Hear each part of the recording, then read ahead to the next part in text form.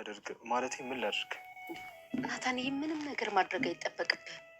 እኔ ማወቅ የምፈልገው እውነቱን ብቻ ነው። እባክህ ኤቢ የምትለው ነገር እውነት ነው ወይስ አይደለም?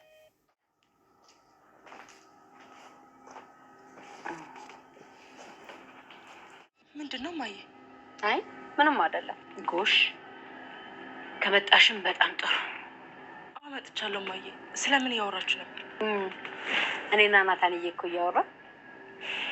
ማየ ይቅርታ፣ እኔ ኤቢ ባለችበት ማውራት አልፈልግም። እንዴ ለምን? አይ ማየ በቃ በኋላ ራሴ መጥቼ አወራሻለሁ። በጣም ይቅርታ። የሰምት ሄደው ወደዛ ገጨባክን የሚመስላል።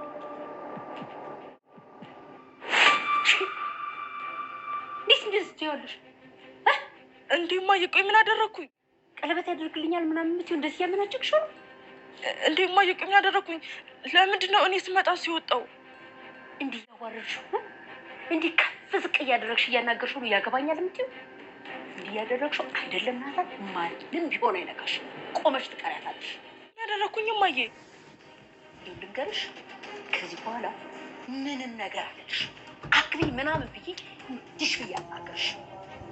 ናታንስ በምን ቦታ ናታንና ዳጣ ቅልጥ ያለ የፍቅር ጎዳና ውስጥ ገብተዋል። በሚገርም ሁኔታ በባለፈው ክፍል አቢጌል ደረጀ እና ኮንፈረንስ ሀመኝ በማለት ናታንን እንግዲህ እንደ ማስፈራሪያነት በመጠቀም የባለፈውን ያን የያዘችውን ደብዳቤ ያየችው ሚስጥር አለበለዚያ እዘረግፈዋለሁኝ በማለት እንግዲህ ተነስና ኮንፈረንስ ሀመኝ ምን ታወላውላለህ ከዚህ በኋላ ድጋሚ አልነግርህም በማለት እንግዲህ አናቱ ላይ ፊት ብላ ነበረ ከዳጣ ባለችበት አንድ ላይ በተቀመጡበት ተነሳሜ ከንፈሬን ስትለው ነበርና እንግዲህ ናታንን በጣም ደንግጦ ነበር።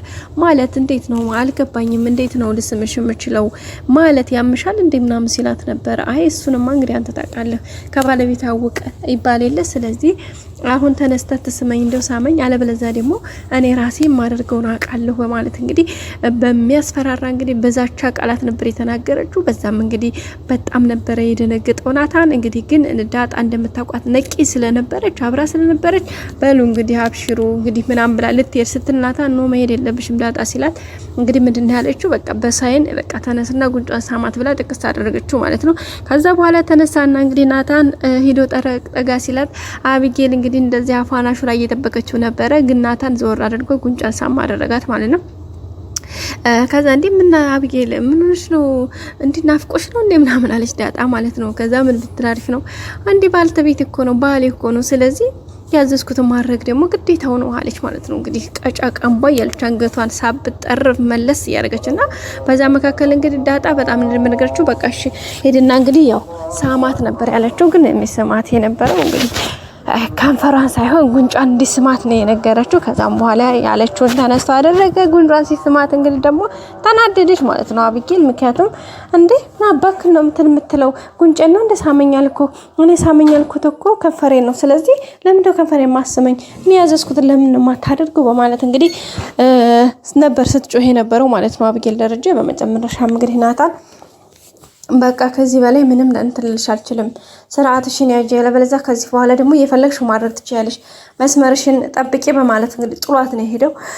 ከዛ በኋላ እንግዲህ አንቺ ደግሞ ጠብቂ እሺ ቆይ እሰራልሻለሁ ያለቻት ዳጣን ታውን በኋላ ባሌ ነው እሺ ትዳር ባለቤቴ ነው እና ምን ላርዳሽ እኔ ምን ላርግልሽ አቢጌል ደረጀ ያለቻት ነበርና እሺ አንድ ነገር ተባበሪኝ እሱም እንግዲህ ከዚህ ቤት ውልቅ በያለቻ ነበርና አረ ከዚህ ቤትማ ጭራሽ እንዳታስቢው በፍጹም ነው ማልወጣው እንግዲህ ሌላ ነገር ካልሽ ግን ልተባበርሽ ፈቃደኛ ነኝ ነበር ያለቻት። ከዛ በኋላ እንግዲህ ናታንም ጥላት ሄደ ዳጣም ጥላት ሄደች ማለት ነው። እና ቤተሰቦቻችን ዛሬ ዳጣ ደግሞ ከአባቷ ጋር የሚገርም ጊዜ እያሳለፈች ነበረ። በቃ የአባትነት በቃ አንተ እኮ ስላለህ በጣም እኮራለሁ እንዴት ነው በእኔ ትኮሪያለሽ ሲላት ነበርና እንደ አባዬ ቀላል እኮራለሁ በቃ የሆነ ቦታ ሄደሽ ግጠሚ ይለኛል በቃ በጣም ነው እኮ የምኮራው ደረጀ የሚባል እንደዚህ አይነት አባት እንዳለኝ የሆነ ቦታ ላይ እየሄድኩ ትዝ ሲለኝ በቃ በጣም ነው እንደገና ሌላ እንትንም ሆኖ በቃ ተደባደብ ይለኛል እንዴ በእኔ እንዴት ተደባደብ ትሆኛለሽ ምናምን ሲላ ነበር ደረጀ። አይ አባዬ በቃ እንጃ በቃ የሆነ የሚሰማኝ ስሜት አለና ቀላል እኮራለሁ እንደ ያላት ነበርና እሷም እንግዲህ ደረጀ በቃ እኔንም ደግሞ እንድታኮሪኝ እፈልጋለሁኝ እያላት ነበርና እንዴ አባዬ በቃላል እንዴ የሚፈልገው ሰው ካደ ድብድብ ብለዋለች እንዴ አንቺ በድብድባ ነው እንዴ እኔ እኮ በቃ የሆነ አላማሽን እንትን በማለት ነው እንጂ የምን ድብደባ ነው የምታወሪው? እኔ እኮ ፖሊስ አይደለሁም።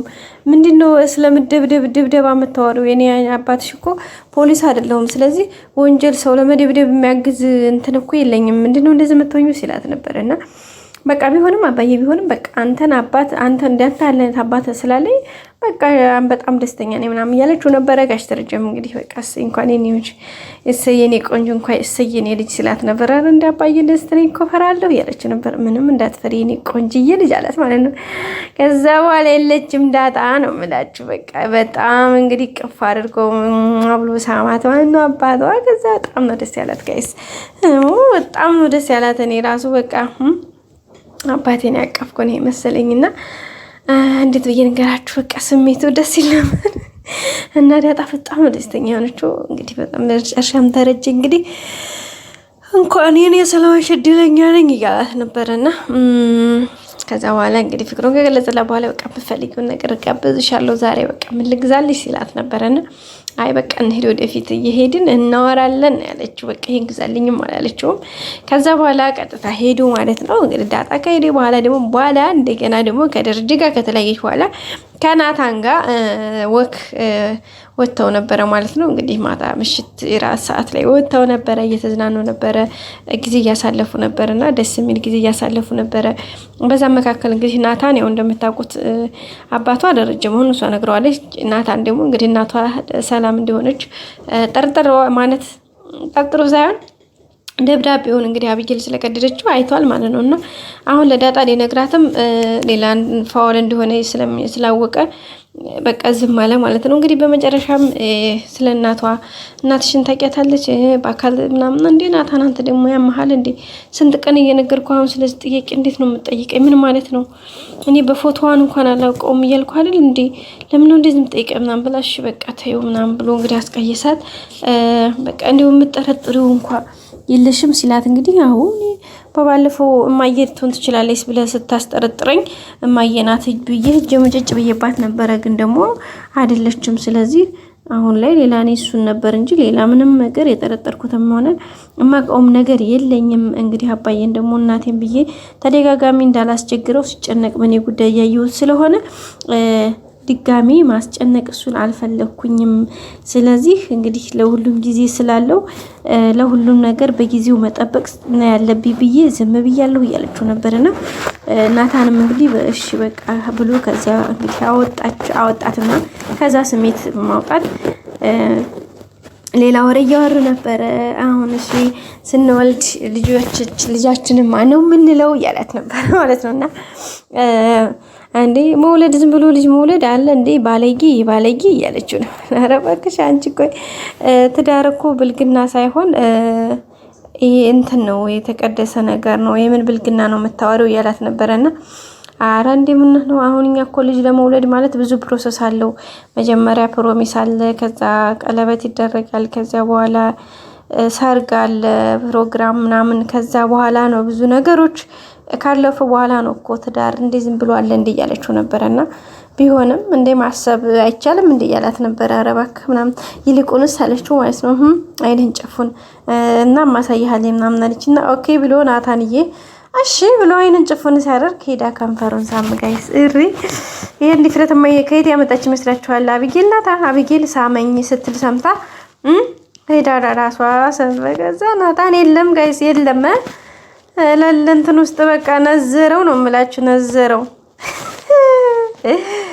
ተጣላላችሁ የምር ማለት ነው። አሜዚንግ ነውና ብቻ ደስ ምን ጊዜ እያሳለፉ ነው የሚገኙት። በመጨረሻም እንግዲህ አባቷ ጋር የሆነ ካፌ ሄደው ነበር። አንዳንድ ነገሮች እያወሩ እያለ ሰላም ደወለች ማለት ነው። ሰላም ደወለች፣ ቴክስት ላከች። እንግዲህ ዳሽ ደረጀ ምን አይነት ቴክስት እንዲላከች ባይታወቅም በጣም ደንግጧል።